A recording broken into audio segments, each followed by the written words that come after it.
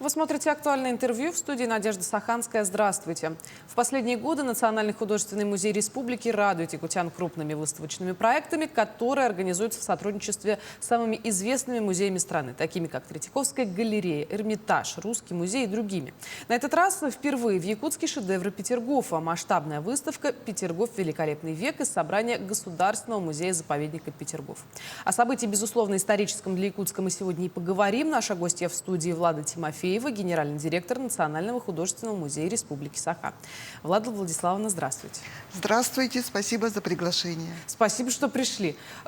Давайте поговорим про выставку. Петергоф. Великолепный век. Впервые в нашем регионе. Чем будете удивлять в этот раз? Ну, мы представляем более 200 подлинных предметов из этого уникального музея. Конечно, они в первую очередь связаны с XVIII веком и с историей российской государственности. Но мы решили пойти более сложным путем и обращаемся к теме барокко с философской стороны. Как человек эпохи XVIII века воспринимал эту действительность и почему рождается вот этот уникальный феномен искусства русского барокко. Конечно, это мирового значения феномен, который связан и с искусством Голландии, Франции, Германии. Ведь была задача поставлена перед императрицами создать такую резиденцию, которая демонстрировала всю славу нашей России. Выставка начинается с 27 июня. Да. Приезд подлинных шедевров — событие, безусловно, историческое. Какие именно экспонаты станут, ну так скажем, жемчужинами выставки? На выставке будет представлена живопись 17-18 столетия. Ну, достаточно упомянуть имя Снейдерс. Это известный фламандский живописец, который прославился натюрмортами. Также представлена живопись итальянского художника Ротари. Его очень любила Екатерина Великая, и после смерти художника полностью выкупила у вдовы все наследие этого живописца. И кто был в Петергофе, наверное, знает комнату, которая полностью показывает головки кисти Ротари. Это прекрасные женские образы, которые как раз соответствуют духу времени. Также выставка очень разнообразна, потому что мы представляем гардероб вельможи, предметный мир, например, посуда, фарфор. Будут даже элементы фонтанов. Представляете, мы впервые действительно такого крупного масштабного размера демонстрируем предметы в экспозиции. Я думаю, будет очень интересно.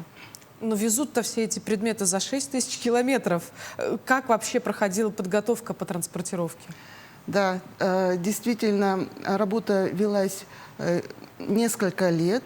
В 2024 году на культурном форуме я познакомилась с генеральным директором Романом Валерьяновичем Ковриковым, и мы как раз обсудили возможность сотрудничества Якутии и музея-заповедника Петергоф.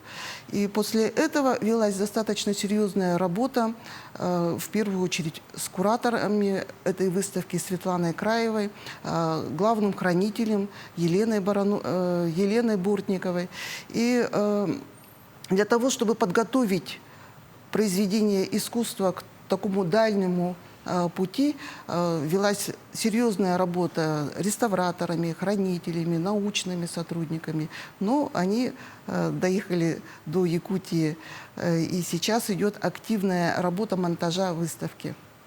Когда приезжали полотна Третьяковской галереи, говорили, что в контейнерах, в которых ехали эти картины, там даже поддерживался специальный температурный режим, режим влаги. Да, и сейчас мы везли по земле 2 недели в специальном оборудованном контейнере машины, обязательно с климатом, климат-контроль встроенный. И там нет возможности движения и тряски, то есть специальные антресоли устроены. Ящики все тоже подготовлены для перевозки произведений искусства, так называемые климатические ящики. Самая дорогая как раз статья – это перевоз и страховка культурных ценностей. И курирует вот эту перевозку Министерство культуры Российской Федерации. Они дают разрешение, и мы понимаем, что Петергоф вообще впервые так далеко уехал.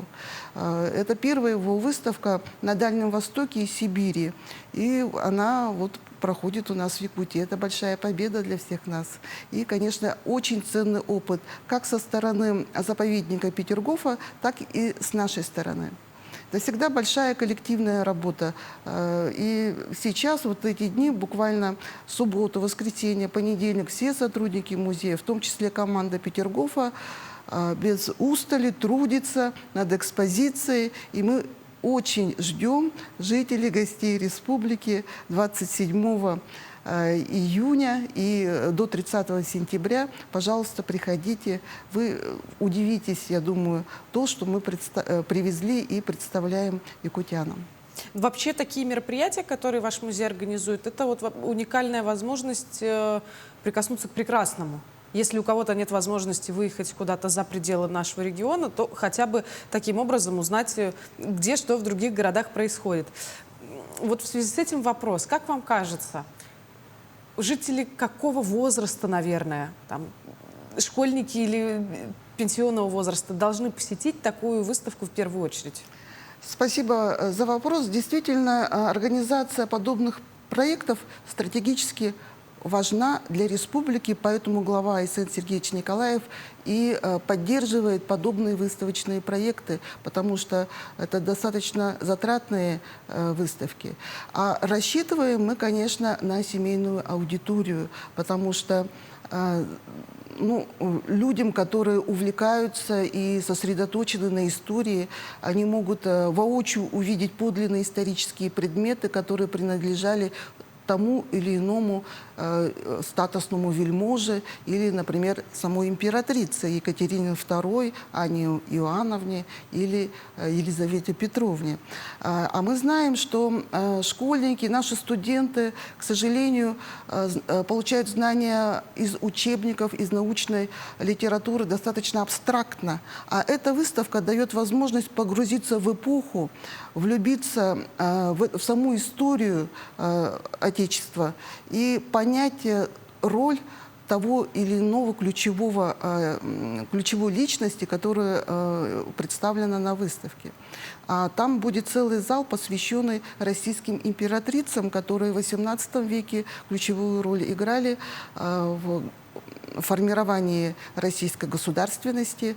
И поэтому, я думаю, через призму искусства и предметного мира мы показываем мир человека XVIII века и как формировалось государство России. Вот вы отметили, что все-таки это мероприятие больше семейное. Может быть, какие-то еще мастер-классы предусмотрены или круглые столы? Да, традиционно наш музей готовится и разработал достаточно серьезную публичную программу с экскурсиями, с квестами.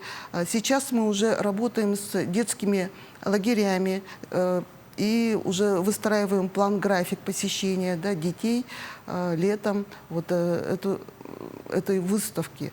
Также, конечно, будут мастер-классы очень интересные, посвященные искусству барокко.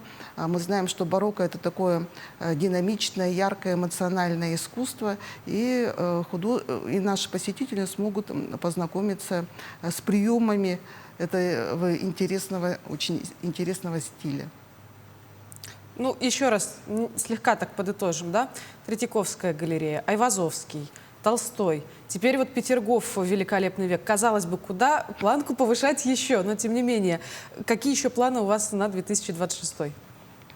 Планы большие, но я расскажу про ближайшие. Буквально 2 июля мы открываем очень интересную выставку, называется «Раритеты Якутии. Амгинский улус». Это долгоиграющий проект нашего музея, направленный на изучение материальной духовной культуры того или иного улуса.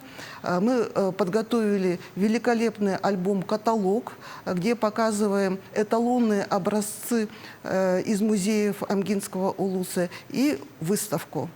И эта выставка будет насыщена тоже культурной, образовательной программой, где историки, краеведы, мастерицы, кузнецы будут рассказывать про особенности именно Амгинского улуса. А мы понимаем, что Якутия очень разнообразна, имеет такой сложный культурный ландшафт, и каждый улус имеет, образно говоря, свое лицо культурное. Помимо этого, конечно, мы в первую очередь ориентируемся на представление художников Якутии. А в этом году 85 лет Союзу художников Якутии, и будет представлена большая юбилейная выставка. Ну и мы готовим еще один международный выставочный проект. Я не хочу его озвучивать, потому что, ну, как говорят, вперед озвучивать еще как бы рано, но я думаю, осенью всех нас ждет международная выставка. И сейчас в рамках национального проекта «Семья» идет капитальный ремонт картинной галереи Афанасия Осипова, и осенью откроется обновленная экспозиция нашего выдающегося живописца Афанасия Николаевича Осипова. Ну, это кратко, вот, что нас ожидает в этом году. Но, тем не менее, все равно звучит очень интересно. Я думаю, что наши зрители сделают для себя выводы. И уж 27 числа-то точно посетят одну из важных выставок в истории нашего региона. Влада Владиславовна, большое спасибо, что пришли к нам сегодня. Приходите к нам еще. Спасибо за приглашение. Напомню, вы смотрели актуальное интервью. До встречи в эфире.